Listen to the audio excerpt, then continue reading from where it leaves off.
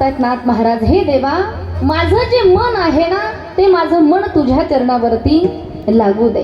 कारण नाथ बाबांना माहित होतं की हे मन दुसरीकडे कुठेही स्थिर होणार नाही. कारण हे मन असं आहे महाराज, मन कसं आहे, मन चंचलाचा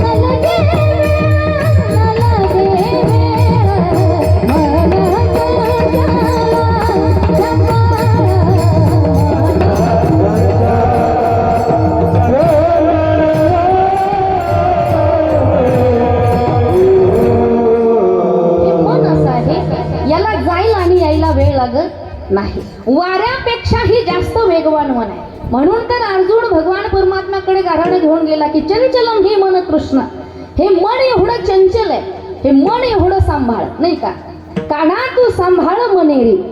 हे जे मन आहे ना हे एवढं चंचल आहे, याला जायला आणि यायला वेळ लागत नाही. मन हे चांगलंही करतं, महिला मंडळीकडे पहा, मन चांगलंही करतं आणि मन वाईटही करतं. मनाने जर ठरवलं, आता इथं बसल्या बसल्या मनाने जर ठरवलं तर आत्ता जाऊन पंढरपूरला पांडुरंगाचं दर्शन घेऊन येऊन परत मंडपात बसतं. जाऊन आलं की नाही? हा, वेळ लागला त्याला नाही. मन चांगलंही करतं आणि मनाने जर ठरवलं तर मन वाईटही करतं. तुम्ही बसला तिथे पण तुमचं मन घरी जाऊन चक्र मारून येत असत. हा, आज दोघंही कीर्तनाला आलोय, कुलूप लावलं पण झटका देऊन पाहिलं नाही. लागतंय कधी धोका देतंय, कुलूप लागलं असेल की नसेल लागलं असेल की, तुम्ही बसताय कीर्तनात पण तुमचं मन घरी जाऊन कुलपाला झटके देतं. हे मन आहे, मनाला जायला यायला वेळ लागत. मन शास्त्रामध्ये 10 मकार सांगितले चंचल. शास्त्रकार सांगतात मनो मधुकरो मेघो मानिनी मधुनो मर मामद मर्कटो मत्सो मकारा दश चंचलः. हे 10 मकार आहे आणि त्या 10 मकारांपैकी पहिला क्रमांक आहे मनाचा. मन हे चंचल आहे. आपण एरवी म्हणतो माकड चंचल आहे. सुभाषितकार सांगतात की मर्कटस्य सुरापानो, माकड अगोदरच चंचल आहे, त्यात त्याला दारू पाजली माकडाला. आता मला सांगा, माकड दारू पिल्यावर किती उड्या मारतात? किती अगोदरच माकड चंचल आणि त्यात ते दारू पिलं. दारू पिल्यानंतर तर माकडाची सूतच जाते. मी माकडाचं सांगते, तुम्ही काही गैरसमज करून घेऊ नका. दारू पिल्यानंतर माणसाला काय करतोय, काय खातोय, काय बोलतोय याचं काही भान राहत नाही. एक वेळेला घडलेला प्रसंग आहे, लक्ष देऊ नका. वर्षाचा शेवटचा दिवस होता. काय म्हणतात त्याला? 31 डिसेंबर. वर्षाला निरोप द्यायचा त्याला काय म्हणतात? बघा, टाळ करायला माहिती आहे का? 30. हा, तो इंग्लिश शब्द आहे. जरा इंग्लिशचा माझं 36चा आकडा आहे. माझा इंग्लिशचा ना आपला आवडत नाही आपल्याला इंग्लिश. हा, अजिबात नाही आवडत. तुम्ही म्हणता का नाही आवडत? बोलताच येत नाही. चला, आणि बोलण्याचा शिकण्याचा जर थोडाफार प्रयत्न केला असता तर आलीही असते.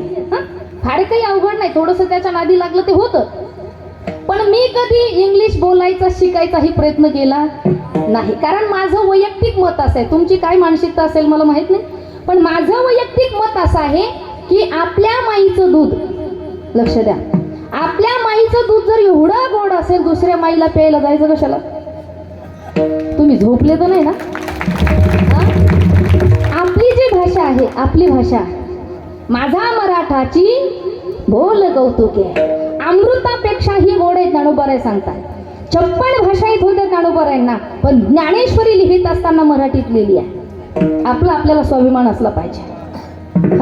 स्वाभिमान आहे ज्याचा बिंदू तोच खरा हिंदू. विठ्ठल विठ्ठल.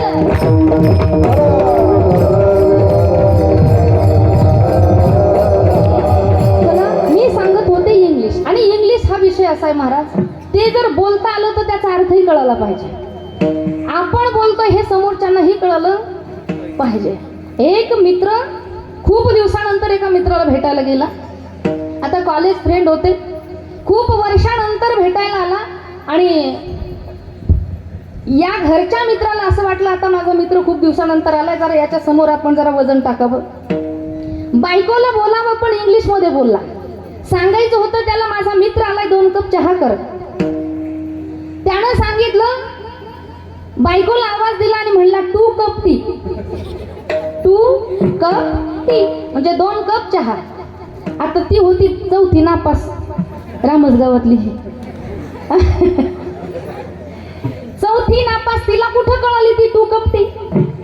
तिनं विचार केला, बाई एवढे वर्ष झाले यांच्या संसारासाठी मी घरदार सोडलं, मायबाप सोडले, नाते गोते सोडले, राब राब राबते, कथेला येत नाही. उठलं की शेतात, उठलं की शेतात, उठलं की शेतात, मह्यातन रान डुकरीनीत काही फरकच. कथेला पण येत नाही मी. तिनं विचार केला, मी तुमचं नाही सांगत. एवढा त्याग केला म्हणे यांच्यासाठी, यांच्या प्रपंचासाठी. आणि हे मला पाहुणे देखत म्हणते 2 कप टी. काय झाला गैरसमज? पाहुणे देखत मला म्हणतात म्हणे 2 कप टी. तिला राग आला महाराज. समोर आली बैठकीत, चहा तर केलाच नाही. समोर आली बैठकीत आणि त्या नवऱ्याला म्हणे तुम्ही कपटी, तुमचा बाप कपटी, तुमचं सगळं खानदान कपटी. लागली भांडण महाराज. कशामुळे?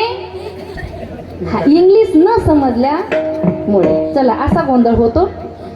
चला मी सांगत होते वर्षाचा शेवटचा दिवस आणि त्या वर्षाला निरोप देण्यासाठी सर्व पुरुष मंडळ कुठे असतात? तो वर्षाला निरोप द्यायचा म्हटलं तर माळकरी असतील सप्त्यामध्ये, पण बाकीचे हा एवढं सज्जन होय आपलं रामसगाव. क्या बात आहे. चला सगळे लोक त्या दिवशी ढाब्यावर असतात. 2-4 मित्र असे वर्षाला शेवटचा निरोप द्यायचा वर्षाला म्हणून ढाब्यावर गेले. जेवढे खिशामध्ये पैसे होते तेवढ्याची टाकली आणि आता भूका लागल्या पण खिशात पैसेच राहिले नाही. आता सगळेजण एकमेकाकडे पाहतायत. म्हणे काय करणार आता, जेवायचे पण पैसे शिल्लक नाहीत. एक जण म्हणलं काळजी करू नका, मी तुम्हाला आज पार्टी देतो म्हणे. काय करा, चला म्हणे माझ्या दारात बकरं बांधलेलं, मी बकरं घेतो आणि तुम्हाला पार्टी देतो. गेला घरी रात्रीच्या 1 वाजता. खोट्याला बांधलेलं होतं ते सोडलं, शेतात तिकडं नांगाटीत मोरंडीत नेलं, भाजलं, कापलं आणि पार्टी केली. आणि झोपा घेतल्या. जेव्हा सकाळी त्यांची उतरल्यानंतर घरी आले. घरी आला तर पहाटे पहाटे उठून त्याची बायको झाडून काढत होती, सडा समर्जन करत होती. आणि बघा दारू पिणाऱ्याच्या ज्या बायका असतात ना, एवढ्या खानदानी भेटतात बिचाऱ्यांना. कोणत्या जन्मात काय पुण्य केलेलं असतं काय माहिती. एवढ्या खानदानी एवढा त्रास सहन करतात बिचाऱ्याचा. एखाद्या वेळेस महाराजाला भांडकुदळ भेटते, म्हणजे सगळ्याच महाराजांच्या भांडकुदळ असं म्हणत नाही बरं का. पण पिणाऱ्याला एवढी सात्विक बायको भेटते. ती पहाटेच उठली, अंगण झाडायला लागली आणि हे आलं शेतातून. याने पाहिलं, अरे खुट्याला बांधलेलं बकरं तसंच होतं. एकच बकरं होतं आणि ते तसंच होतं खुट्याला बांधलेलं. त्याने बायकोला विचारलं, अरे बंड्याची माय, हे खुट्याला बांधलेलं बकरं इथं कसं काय आलं? ती म्हणली, बंड्याचा बाप, ते बकऱ्याचं जाऊ द्या, रात्री 1 वाजता येऊन तुम्ही कुत्रं कुठं नेलं हे सांगा. कशाची केली पार्टी? कुत्र्याची केली. कशामुळे झालं हे? बरोबर ओळखलं तुम्ही. दारू पिल्यानंतर माणूस काय खातोय, काय करतोय, काय बोलतोय याचं भान राहत नाही. म्हणून व्यसन कुठलंही असो, व्यसन हे घातकच आहे. असं म्हटलेलं आहे की जाम पर जाम पीने से क्या फायदा, जाम पर जाम पीने से क्या फायदा, सुबह को पियोगे तो शाम को उतर जाएगी, प्याला हरि नाम का पी कर तो देख बंदे तेरी जिंदगी सुधर जाए. इकडं या ना, हे व्यसन करा. आपल्या गावात आल्यानंतर समाधान वाटतं बरं का. मागच्याही वर्षी कीर्तनासाठी मी आले, त्याच्या अगोदरही 1-2 वेळा येऊन गेले. पण तरुण मंडळ सप्ताहाकडे आहे. कमिटीमध्ये तरुण मंडळ आहे. मी मागच्या वर्षी सांगितलं होतं कमिटीमध्ये तरुण मंडळ आहे, पण पुढच्या वर्षीला 1-2 तरी टाळ घेऊन उभे पाहिजे होते. सांगितलं होतं ना. आहे का एखादं कोणी टाळ घेऊन राहतील ना? बरोबर. पुढच्या वर्षी तुम्ही म्हणता तुला सांगित नाही पुढच्या वर्षी आम्हाला बळजबरी करते. चला विनोदाचा भाग सोडा. पण तरुण मंडळ हे परमार्थामध्ये पाहिजे. कारण आपली ही भगवी पताक आहे. आपली हिंदू धर्म संस्कृती ही उद्या यांच्या खांद्यावर आहे, तरुणांच्या खांद्यावर आहे. मग ही भगवी पताका तेवत राहिली पाहिजे, उंच उंच फडकली पाहिजे. हे जर वाटत असेल तर तरुणांनी परमार्थामध्ये येण्याची गरज आहे. तरुणांनी व्यसनापासून अलिप्त राहण्याची गरज आहे. म्हणून माकड हे चंचल, मी सांगत होते, मर्कटस्य सुरापान. माकड आधीच चंचल आहे, त्यात त्याला दारू पाजली, त्यात त्याला विंचू चावला, त्यात तन्मध्ये भूत संचारो, त्याच्या अंगात भूत शिरलं. एवढा चंचल माकड आहे, पण त्या माकडापेक्षाही चंचल मन आहे. विठ्ठल विठ्ठल.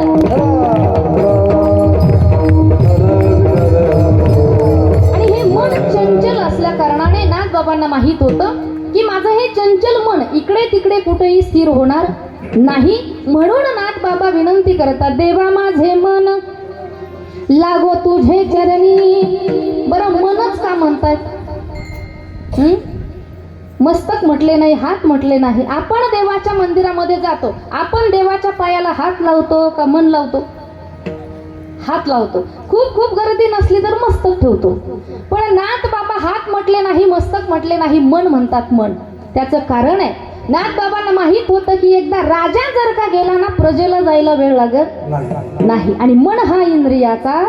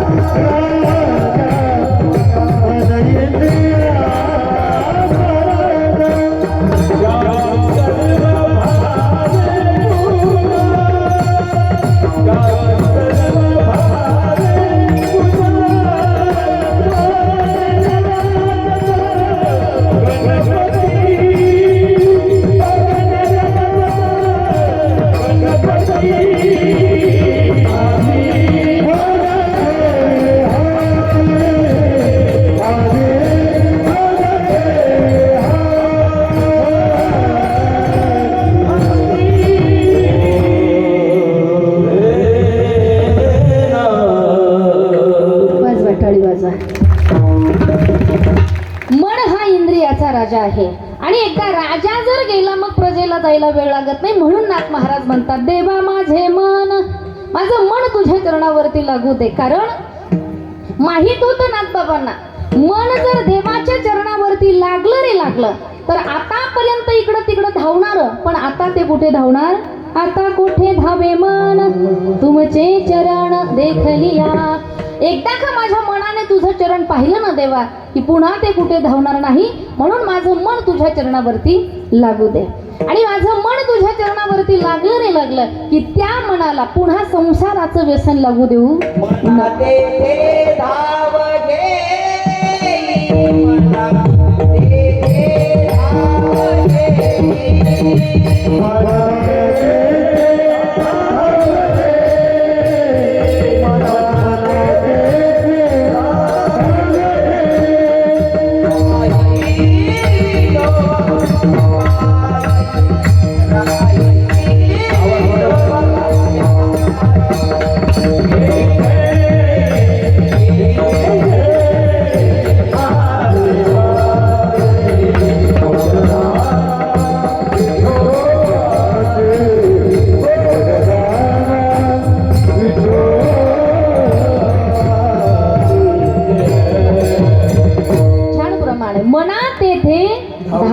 कुठे? संसारिक ठिकाणी नाही, राहे विठोबाचे पायी. तिथं धाव घे मना भगवंताच्या चरणाजवळ. आणि नाथबाबांनाही माहित होतं की एकदा का मन लांसावले मन लागलीशे गोडी. एकदा मन देवाच्या चरणाजवळ गेलं ना की पुन्हा त्या मनाला संसाराचं व्यसन लागू देऊ नको. संसार व्यसनी पडवणे दे. कारण संसार असा आहे, संसाराने आतापर्यंत कुणालाही सुखी केलेलं नाही. संसार कसा आहे बहिणाबाई गोड सांगतात पहा. अरे संसार संसार जसा तवा चुल्ह्यावर, आधी हाताला चटके मग मिळते भाकर. आधी हाताला चटके मग मिळते भाकर. अरे संसार संसार जसा तवा बशीच घर. अरे संसार संसार जसा तवा बशीच घर. बसी बसे जागेवर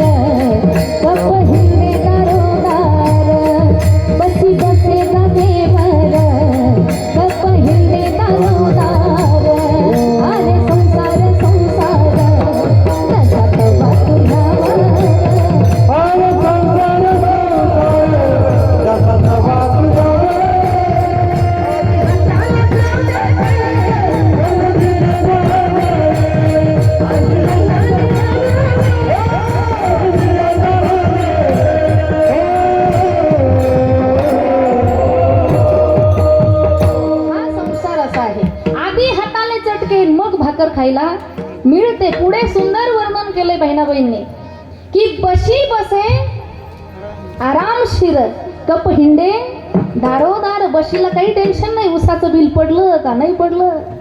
हा, कपाला मात्र सारख्या बँकेत चक्रा माराव्या लागतात. देणं आहे घेणं आहे, कुणाचं घेतलेलं कुणाला द्यायचं आहे, देणं घेणं सगळे व्यवहार मात्र कपाला बघावे लागतात. बशी जर फुटली, बशीचा विषय संपला. बशी जर फुटली तिला आराम आहे महाराज, पण कपाचा कान जरी तुटला तरी कपाला आराम नाही आहे. कान तुटलेल्या कपाला आमच्याकडे मुडा कप म्हणतात. तो मुडा कप एका पोराने सांगितलं आईला, आई ऐका ह्या कपाचा कान तुटला, हे कप फेकून देऊ का. आईनं सांगितलं नको बाळ्या, फेकू नको का. हा, तो कान तुटलेला कप जरी चहा देता आला नाही हरकत नाही, पण त्याच्यात आपण ठेसा भरून ठेवू ना म्हणे. ही कपाची अवस्था आहे. हा संसार असा आहे. संसारामध्ये आतापर्यंत कोणीही सुखी झालेलं नाहीये. म्हणून नाथ बाबा सांगतात संसार व्यसनी पडवणे दे, आणि देवा माझ्या मनाने सतत तुझं नामस्मरण घडू दे.